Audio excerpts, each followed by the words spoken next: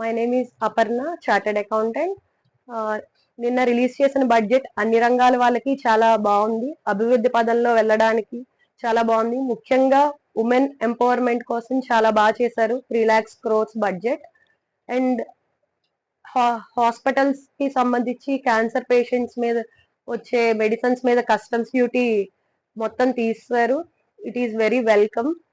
And next, ఇది 4 సామాజిక వర్గాలకి అందరికీ ఉపయోగపడేటట్టుంది.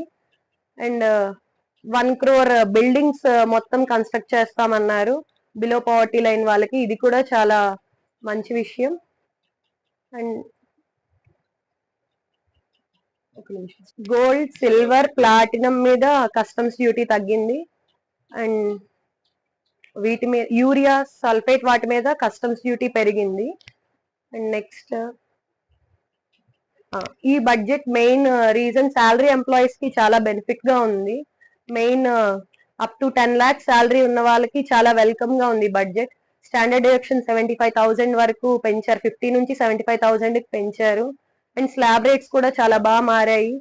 3 lakhs వరకు నిల్, 3 to 7 lakhs 5%, 7 to 10 lakhs 10%, 10 to 12 lakhs 15%, 12 lakhs to 50 lakhs 20%, above 15%, 30%, above. And next, family pension కూడా ఎగ్జంప్షన్ 15,000 నుంచి 25,000 చేశారు.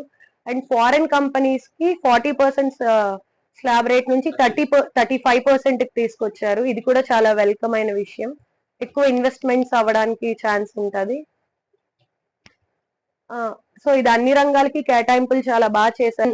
ఆంధ్రప్రదేశ్ కి 15,000 crores స్పెషల్ గా బడ్జెట్ అలొకేట్ చేశారు. Bihar, west Bengal, Andhra Pradesh and 2 other states కి చాలా బాగా యూస్ఫుల్ అయ్యింది.